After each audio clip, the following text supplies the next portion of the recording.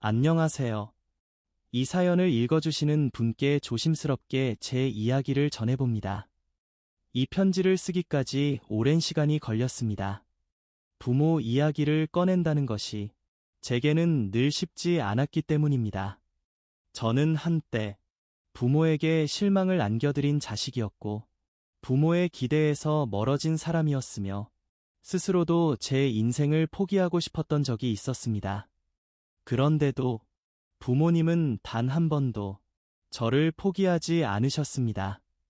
왜 그랬는지 이제야 조금 알 것 같아 이렇게 사연을 보냅니다. 어릴 적 저는 부모님의 기대를 한몸에 받으며 자랐습니다. 공부도 곧잘 했고 선생님들께 칭찬도 자주 들었습니다. 부모님은 제 성적표를 냉장고에 붙여두셨고 친척들이 모이면 제 이야기를 자랑처럼 꺼내셨습니다. 그때의 저는 그 기대가 부담이 아니라 당연한 것처럼 느껴졌습니다. 제가 잘하는 건 제가 잘나서라고 생각했습니다. 고등학생이 되면서 모든 것이 조금씩 어긋나기 시작했습니다.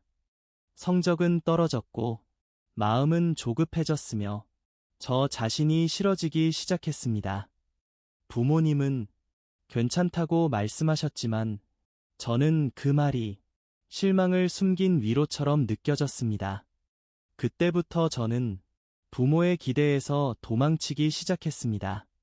대학 진학에 실패했을 때 집안은 조용해졌습니다. 아버지는 아무 말씀도 하지 않으셨고 어머니는 평소보다 말수가 줄어드셨습니다. 그 침묵이 저를 더 불안하게 만들었습니다. 저는 괜히 화를 냈고, 괜히 짜증을 부렸고, 괜히 부모님 탓을 했습니다. 지금 생각해보면 그 시절의 저는 부모에게 가장 잔인한 사람이었습니다. 어느 날 밤, 방문을 닫고 혼자 누워있는데 부엌에서 훌쩍이는 소리가 들렸습니다. 살짝 문을 열어보니 어머니께서 식탁에 앉아 조용히 울고 계셨습니다. 저는 그 장면을 보고도 아무 말도 하지 못했습니다. 그저 문을 다시 닫고 이불을 뒤집었었습니다. 그때는 몰랐습니다. 그 눈물이 저를 향한 마음이었다는 것을. 이후 저는 취업도 제대로 하지 못했고 시간만 흘려보냈습니다. 하루하루가 무의미했고 아침에 눈을 뜨는 것조차 버거웠습니다. 부모님은 그런 저를 보면서도 다그치지 않으셨습니다. 천천히 해도 된다. 지금은 쉬어도 된다. 그 말들이 당시의 저에게는 더 큰 죄책감으로 다가왔습니다. 솔직히 말씀드리면 저는 스스로를 포기하고 있었습니다. 그런데 부모님은 끝까지 저를 믿어주셨습니다. 왜 그랬을까요? 잘난 자식도 아니었고 성공한 자식도 아니었는데 말입니다. 어느 날 아버지와 단둘이 차를 타고 가던 중 아버지께서 조용히 말씀하셨습니다. 부모가 자식을 포기하면 그 다음은 아무도 안 믿어준다. 그 말이 제 가슴에 깊이 남았습니다. 아버지는 저를 믿어서가 아니라 부모이기 때문에 믿고 계셨던 것이었습니다. 어머니는 어느 날 저에게 이렇게 말씀하셨습니다. 너 잘되라고 낳은 게 아니야. 그냥 내가 살아있으면 돼.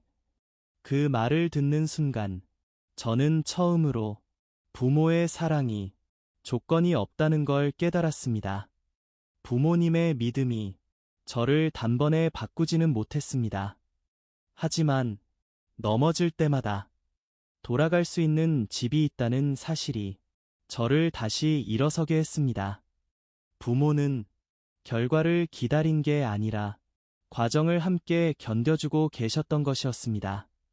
어느 날 문득 부모님의 얼굴에 주름이 많아진 것을 보았습니다. 아버지의 걸음은 느려졌고 어머니는 자주 피곤해하셨습니다. 그때 깨달았습니다. 부모가 저를 포기하지 않았던 이유는 시간이 많아서가 아니라 시간이 얼마 없다는 걸 알고 있었기 때문이라는 거요. 아직 저는 부모가 되지 않았습니다. 하지만 누군가를 끝까지 믿는 일이 얼마나 어려운지 조금은 알게 되었습니다. 부모는 희망이 있어서 기다린 게 아니라 사랑이 있어서 기다린 것이었습니다. 이 사연을 읽고 계신 분들 중에도 부모에게 미안한 마음을 가진 분들이 계실 것이라 생각합니다. 부모는 자식이 완벽해지길 바라지 않습니다. 그저 포기하지 않고 살아주기를 바랄 뿐입니다.